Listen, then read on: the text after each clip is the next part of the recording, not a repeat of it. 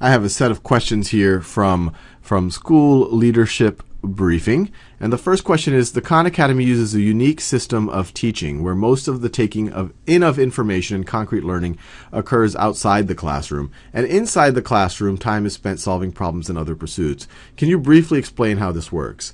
So on a very high level, this is exactly right. We believe, or the overarching idea here is that when people are in a room together, students with each other and students with teachers, we think the best use of that time and that scarce time is for them to interact with each other as much as possible and leverage the fact that you have other humans in the room. So we want that time to be spent with the students teaching each other, the teachers doing much smaller group interactions with the students as opposed to a traditional kind of a lecture for all of the students at the same pace, and doing things that there's often not time for when in a traditional classroom there's a lot of time spent on lecture. So we'd like to see teachers doing more projects, doing more peer-to-peer tutoring, leading to kind of like deeper simulations and types of experiments.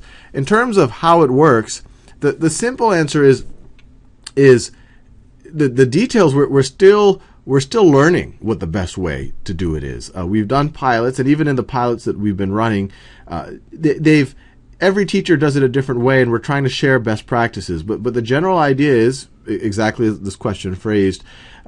Students spend a good amount of their time, so I guess their homework is they're watching videos and they're doing exercises at their own pace. So they are doing exercises as well, and the teacher gets data on it. They get a dashboard on it. They know when and where and what the students have been working on, and they also get flagged on what students are stuck on. And so when students go into the classroom, they are able to continue working at their own pace on the exercises and the videos for maybe 15 to 20 minutes of class time. And while that's occurring, since all the students are working at their own pace, the teacher can look at the dashboard and say, hey, look, Billy is stuck on negative numbers. Let me get Susie, who's already mastered that concept, to help Billy. Or let me go sit next to Billy and see if I can tutor him on negative numbers. Or maybe it's something different, because the teacher will also see in his or her dashboard that, hey, look, Billy has been working on Khan Academy at 2 a.m. Maybe he's just not sleeping all right, or maybe something else is going on at home. And so to do that very kind of close human interaction, I think is the most valuable thing we've been seeing. And then the rest of class time, outside of that Khan Academy experience where the students are working with each other and teaching with each other, we like to see teachers do as many projects as they can and simulations. And one thing that we hope to add to Khan Academy is to actually tell teachers, look, now that students or these 5 students have mastered these 5 concepts or these 20 concepts, we think here's a good example of a project that will stimulate them, that'll let them learn that concept even a little bit deeper. And other things we've been seeing in classes, we've seen almost automatic self-organization take place with the students, where students start writing on a whiteboard what problems or what concepts they're having trouble with, and other students are saying what concepts they're comfortable teaching, and then they start to kind of sort it out between them. But with that said, we've been doing it in Los Altos, which is I would say it's an upper middle class to affluent public school district. Although one of the classes that we've been doing a pilot with is for their kind of algebra readiness course, which is less affluent students, many English as a second language, who are having trouble in mathematics, and the results have been really tremendous there. We're also doing pilots in East Palo Alto, which is an underserved community. We're doing one at a charter school in Redwood City. We're talking to some other pretty prominent charter networks of experiments with them, and also in Oakland and in other places. So in all of these pilots, our goal isn't to say, this is how you use Khan Academy, go use it and let's see what happens. Our goal is to say, we want to collaborate with these teachers. The main reason we want to do these pilots is because we want to explore what is the best way to use this tool.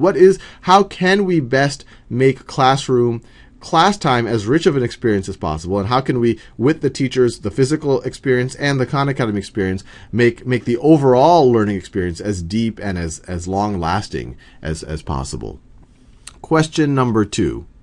You often talk about using technology to humanize the classroom. How can it do that? How do you build community around the use of technology in a classroom or a school? So, and this kind of goes right off of the first answer, is I think the mistake with technology in the classroom in the past is that they've been using technology, frankly, to dehumanize the classroom, where before, in a traditional classroom, when there's no computer, you have at least some interaction. The teacher might lecture for some time, but you do have some opportunity to ask the teacher a question, or you might have some opportunity to work on some projects together. And then when you introduce the computer in that, where students are spending all of class time working on computers by themselves, then all of a sudden you crowd out whatever interaction was there before, so you're dehumanizing it. We're saying to do the opposite.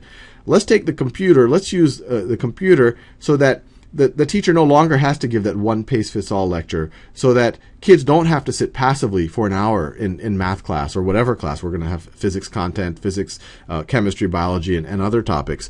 And so when you have every student working at their own pace, one, it's catering to them, so that's one level of humanity. And then also, since you've freed up all of this class time and you have students interacting with each other and actually interacting with the teacher in a deeper way, that's kind of the second order of humanizing the classroom. And so when some people think about something like Khan Academy, the knee-jerk reaction is, well, how can someone ask a question? These are our videos. You can't ask a question in a video. And what we say is that they're exactly right. But we also think that's true of a lot of lectures, that if you're in a room of 30 kids, some kids might have the guts to raise their hand and ask a question, and it's still not even clear if that's a good thing, because it might not be appropriate question for all of the students. It might be a question that's better served offline. And so we think a lot of students aren't asking questions in the current form factor, or maybe just because they're a little lost, they're not even engaged in the content enough that they can even think of questions. So what we say is, let the kids do exercises, watch videos at their own time, at their own pace. Let them watch the same video 30 times if that's what it takes. And we've seen examples of that is what students sometimes need to really understand something. Let the teacher have as much information as they need to make really powerful judgments about what's going on in a student's mind. And then free up not just a small fraction of class time to ask a teacher question, free up all of class time. So all of class time is nothing but interactions and nothing but questions. And in terms of how do you build a community around the use of technology in a classroom or school, once again, that's what we're doing in our pilots is we're observing. We have ideas. Some of the amazing teachers and principals and students we've been working with have ideas, and we're essentially trying them out, and we're seeing what works and what doesn't. And what you can expect from us over the course of the next year is us sharing what we think are the best practices, or us encouraging some of these awesome teachers and principals to share what are the best practices. And they've already had a ton of really good ideas for building that community in the classroom. And what we're going to do on our end is try to build as many technology tools that also facilitate it. So right now, kids are writing on the whiteboard what they need help with, or what they can help. Well, we could probably build a little tool to facilitate that within the classroom. So it's all on the table, though. We're always exploring and always open to ideas. The third question. One of your most talked about ideas concerns flipping the classroom. Can you describe how and why that works? So this is interesting because I gave a TED Talk in April, and I talk about flipping the classroom, where, early on in Khan Academy, I had made these videos, and I got letters from teachers saying, hey, look, you already gave a video on finding a limit of a function, or adding and subtracting negative numbers. So those teachers said, hey, they don't have to give that lecture anymore. So they're having those students watch those lectures at home, and then they were freeing up class time to do more problems, essentially what used to be homework. And so that is kind of a traditional pure flip. And that by itself, I think, is a very powerful thing, because you're using class time once again to interact. And just even that flip by itself, even before we talk about any other technology, some people say, well, unmotivated students right now aren't doing their homework. What makes you think that they're going to watch videos? And a partial answer is, well, we have technology that the teachers can track that and all the rest. But the more important answer is they might not. Although I suspect they will, because it's easier to watch a video than to do a problem that you don't know how to do. And that's most of the reason why I think a lot of kids don't do their homework, is that they start and they get frustrated and they stop. But even if we assume that the same kid who didn't do homework before isn't going to watch a video now, what I say is, well, if you're going to skip out on anything, it's better to skip out on the lecture than to skip out on the exercises.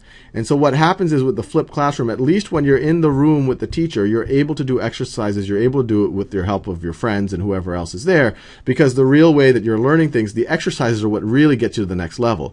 The opposite, where you're using class time to passively listen to a lecture and then you don't do homework, that's the worst of everything, because you're probably not paying attention to the lecture, so you're zoned out there, and you're also not doing the exercises. So the ideal is obviously students watch the videos. We think they're much more likely to watch videos, and everything we've observed seems to verify that students want to learn. It's just that traditional homework, they often get frustrated because they don't know how to do it and there's no one there to help them.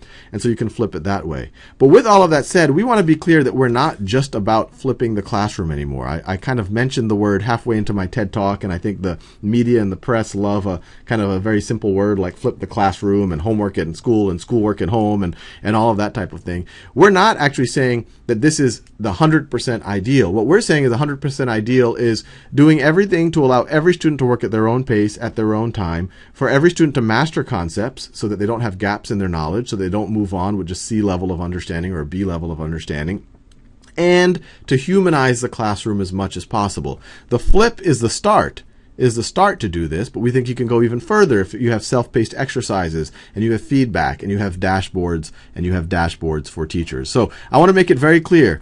This is something that the media has grabbed onto, that we kind of view as a intermediary solution, but we think the ideal solution, and we're still exploring what that ideal solution is, but we think that the right answer is don't just flip for the sake of flipping or just because the word flip is a nice buzzword that people are excited about. Do everything in your power to make class time as interactive and as deep and as exploratory as possible, and use technology in ways to empower kids to work at their own pace, at their own time, and give as much data as possible to teachers and parents and frankly to the students themselves.